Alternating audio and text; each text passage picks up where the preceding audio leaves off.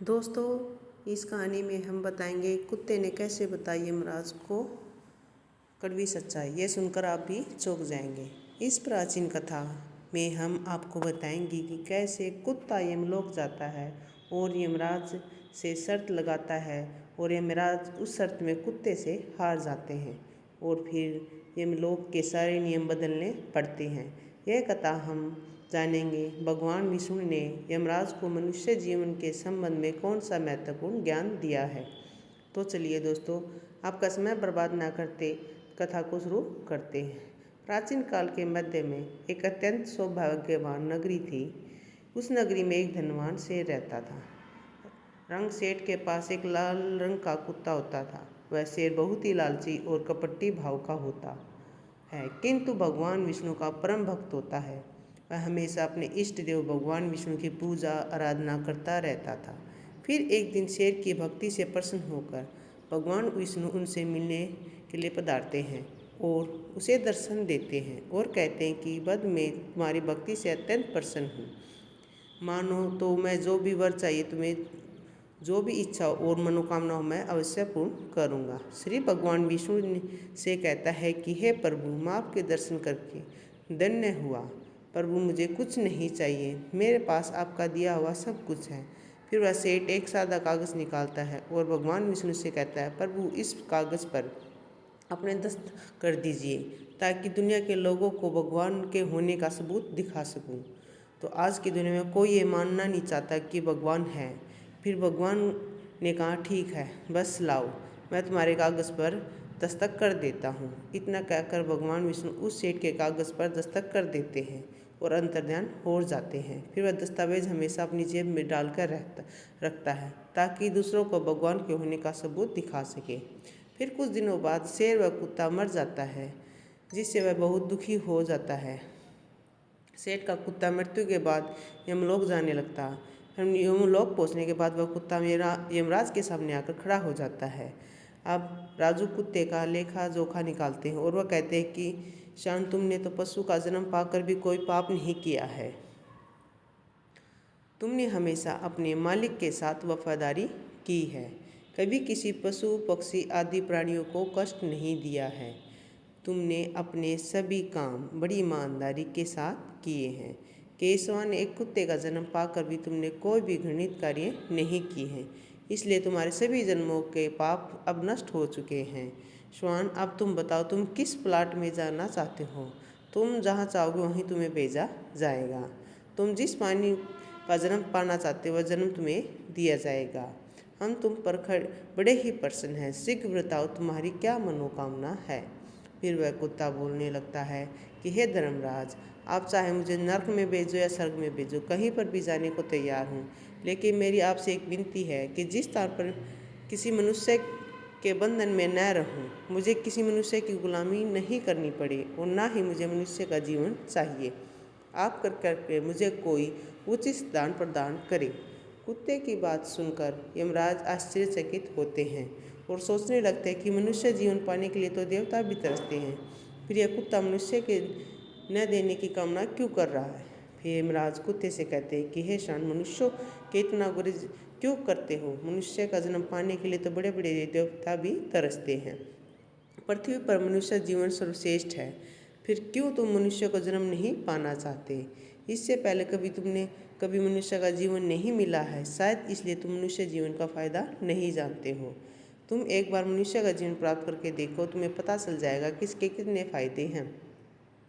यमराज की बात सुनकर वह कुत्ता कहता है कि धर्मराज, मैं जानता हूँ कि मनुष्य का जन्म कितना अनमोल है, किंतु बड़ा ही स्वार्थी है, धूर्त, कपटी और चालाक होता है। वह अपना मतलब देखने लगता है तो सही गलत सब कुछ भूल जाता है।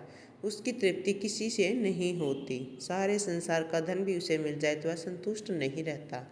उसके भूख कभी नहीं मिटती। मनुष्य बड़ा ही संतोषी होता है। सरकार में दुखी रहने लगता है, संसार में दुखी रहने लगता है, दूसरों को भी दुख देने लगता है। मनुष्य मुझे जैसी जब बेजुबान जानवरों को अपना गुलाम बनाकर रखता है और अपना काम निकलवाता रहता है। इतना ही नहीं, मनुष्य का भगवान से को भी धोखा देता है, इसलिए मनुष्य का जन्म नहीं चाहिए। यमराज कहते हैं कि शांत, तुम क्या कह रहे हो? मनुष्य भगवान को धोखा भला कैसे दे सकता है? तुम जरा बताओ, मैं भी जानूं कैसे। कुत्ता आने लगे। यमराज, धर्मराज, मनुष्य जब मंदिर में जाता, स्वार्थी मनुष्य भगवान की पूजा करता, बुरा कहने लगता है कि भगवान मेरा काम बना दो, मैं तुमसे पैसे से दान करूँगा, भंडारा करूँगा, गरीबों को कपड़े दान करूँगा। लेकिन जब उसका काम पूरा हो जाता है वह सब कुछ भूल जाता है। आगे बढ़ने की ओर में वह अपनों का ही शोषण करता रहता है, एक दूसरे की टांग खींचने लगता है, न खुद ऊपर उठने का प्रयास करते हैं, न दूसरे को उठने देते हैं, न चैन से खाते हैं, न खाने देते हैं। अपना काम बनाने के लिए दूसरों को धोखा देता है। और उसकी दृढ़ता को देखिए, जब भगवान भी लालच दिखाकर अपना काम बनवा लेता है, तो जब काम पूरा होता है तो वह कहता है कि भगवान पास तो सब कुछ ही है, मैं उसे क्या दे सकता हूँ। इस प्रकार कह के वो अपनी बात से मुकर जाता है। हे यमराज, इंसानों के बुरे कर्मों की गिनती गिनाते गिनाते मैं थक जाऊँगा, किंतु उसके बुरे कर्म समाप्त नहीं होंगे। उसकी चालाकी के आगे तो देवता भी खुश नहीं है। कुत्ते की बात सुनकर यमराज कहते कि हे शान, माना कि इंसान बहुत ही चालाक है, लेकिन वह देवताओं को मूर्ख नहीं बना सकता, क्योंकि हमारे जितने भी जीव होते हैं उन्हें दंड देते हैं, जिससे पृथ्वी लोक पर कितनी ही चालाकी क्यों न हो, उसे मृत्यु के बाद आना ही पड़ता है। सभी इंसान यहाँ पर आकर हमारे सामने रोते हैं और माफ़ी मांगने लगते हैं। नरक जाने का भय से मेरी बहन के रूप में देखकर थर थर काँपते हैं। सभी मनुष्य हमारे अधीन हैं, रहकर भी काम करते हैं। फिर वह कुत्ता बोलता है कि यम धर्मराज, आपके पास जितने मनुष्य आते हैं वे सब मेरे मरे हुए होते हैं, आपका पाला किसी की जीवित इंसान से नहीं पड़ा है। यदि आप किसी जीवित मनुष्य को यमलोक लेकर आओगे तो पता चलता जाएगा कि जीवित इंसान कितना खतरनाक होता है। उस कुत्ते की बात सुनकर यमराज आश्चर्यचकित हुआ और गुस्सा भी आया। वह सोचने लगा, हमारे यहाँ तो आकर हमारा ही अपमान कर रहा है। कुछ कुत्ते को दिखाना होगा कि हमारे सामने कोई इंसान कुछ भी नहीं कर सकता, इंसानों की चालाकी हमारे सामने नहीं चल सकती। इस बात से साबित करने के लिए यमराज अपने और कहते हैं कि दूध जाओ, इस कुत्ते के मालिक को जीवित उठाकर लेकर आओ, यमलोक आओ, हम भी देखते हैं कि वह जीवित इंसान हमारे सामने क्या चालाकी करता है। अगर ये कुत्ता गलत साबित हुआ तो अनेक वर्षों तक नरक में डाला जाएगा। इस कुत्ते का पूरा यकीन था कि वह अकेला जीवित मनुष्य स्वर्गलोक में खलबली मचा देगा। फिर नियम के दो धरती पर लोक पर जाते हैं तो इस कुत्ते के मालिक को अर्थात उस सेठ को चारपाई के साथ उठाकर यमलोक ले जाने लगे। तभी बीच रास्ते में उस शेर की नींद खुल जाती है। वह देखता है दो अत्यंत हष्टपुष्ट सिंगों वाले यमदूत उसके चारपाई के साथ उठाकर यमलोक ले जा रहे होते हैं। वे शेरू यमदूत को पूछने लगता है कि यमदूत, क्या मेरी मृत्यु नींद में हो चुकी है? तभी यमदूत कहते हैं, नहीं, जो तुम जीवित हो। फिर तो वो सेठ कहता है कि आप दोनों मुझे कहाँ ले जा रहे हो, मैंने कौन सा पाप किया है? यम दो सेठ के सारी कहानी बता देते हुए कहते, तुम्हारे कुत्ते ने यमराज से कहा कि जीवित मनुष्य बहुत ही चालाक होता है, इसलिए इस बात का परीक्षण करने के लिए आपको जीवित यमलोक ले जाने के लिए कहा है। उसे तो पूरी बात समझ में आती है, तो वह कुछ देर तक सोचने लगता है कि फिर तुरंत अपनी जेब में रखा हुआ कागज़ निकालता है जिस पर भगवान विष्णु के दस्तक किए हुए होते हैं। वह कागज़ कुछ लिख देता है, उस पर कागज़ को अपनी जेब में रख लेता है। यमदूत शेर को लेकर यमराज के दरबार में उपस्थित हो जाते हैं। उस सेठ को देखते यमराज और जोर जोर से हंसने लगते हैं और सोचने लगते कि तुझ मनुष्य मतलब मेरा क्या बिगाड़ पाएगा। फिर वह शेर जाकर यमराज के सामने खड़ा हो जाता है और अपनी जेब से वह कागज़ निकाल कर यमराज को देता है। जब यमराज कागज़ खोल कर पढ़ने लगता है तो वो तुरंत सिंहासन पर उठकर खड़े हो जाते हैं। सेठ के सिंहासन पर बैठे खुद उसके स्थान पर खड़े हो जाते हैं, जिसे देख कभी भी दूध चौंक जाते हैं। सोचने लगते हैं कि यमराज क्या कर रहे हैं, एक मानव अपनी सिंहासन पर बैठा रही है, ज़रूर कोई पहुंचा हुआ इंसान लगता है। सेठ और यमपुरी का राजा बन जाता है। आज उसका आदेश मानने के लिए विवश हो जाते हैं। सेठ सिंहासन पर बैठते हुए यमलोक के सभी कानून बदल देता है और यमराज को भी यमलोक से द्वार पर पहरेदार बना देता है। फिर वह सोचने लगता है कि जब मैं मर जाऊंगा तो मुझे यहाँ आना पड़ेगा और मेरे पाप कर्मों के कारण मुझे नरक डाला जाएगा। इतना अपने नरक में अपने प्राणियों को स्वर्ग में डालने का आदेश देता है और नरक का द्वार हमेशा के लिए बंद कर दिया। और फिर यमदूतों को आदेश दिया कि आज के बाद किसी भी दानी को नरक में नहीं डाला जाएगा, सभी प्राणियों को स्वर्ग में ही डाला जाएगा। शेर का यह आदेश सुनकर कोई खलबली मच गई। सभी देवता हैरान हो गए, लेकिन वे भी क्या कर सकते थे। आदेश यमलोक के राजा ने दिया था, इसलिए चुपचाप सभी उसका पालन करने लगे।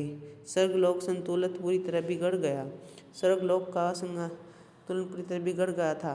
धीरे धीरे स्वर्गलोक जीवों से बढ़ने लगी। जीवों की सेवा करने स्वर्गलोक के कर्मचारी अप्सराएं परेशान होने लगी, शोषण होने लगा। ऐसे सारे जीवों की कैसे कर पाएंगे। दुराकोता सोचने लगी, यमराज के जीवित मनुष्य के लोक में लाना कितना महंगा पड़ गया। शेर ने सब कुछ बदल दिया। आखिर ऐसा कैसे हुआ। फिर वह कुत्ता अपने सेठ के पास गया और पूछने लगा कि शायद ही आपने ये सब कैसे किया, तो आप यमलोक के राजा बन गए। अब सारे जीवन आपने दास बनकर रहूँगा, कृपया मुझे बताएं आपने ऐसा कैसे किया। तब सेठ ने धीरे धीरे उस कुत्ते को कान में कहा कि जब मुझे पता था कि मुझे जीवित ही यमलोक ले जा रहा है, तो मैंने भगवान विष्णु के दस्तक हुए कागज पर यह लिख दिया कि जीवित मनुष्य को यमराज यमलोक बुला रहे हैं, तो उसे यमलोक का राजा बना दिया जाए। यही मेरा आदेश है। इस कागज पर भगवान विष्णु के दस्तावेज देखकर यमराज को लगा कि यह भगवान विष्णु का ही आदेश है। उन्होंने बिना सोच विचार के ही मुझे यमलोक का राजा बना दिया। शेर की ये बात सुनकर वह कुत्ता बहुत ही खुश हुआ और सोचने लगा, इंसानी दिमाग से है जहाँ भी पूरा पाप ही करेगा।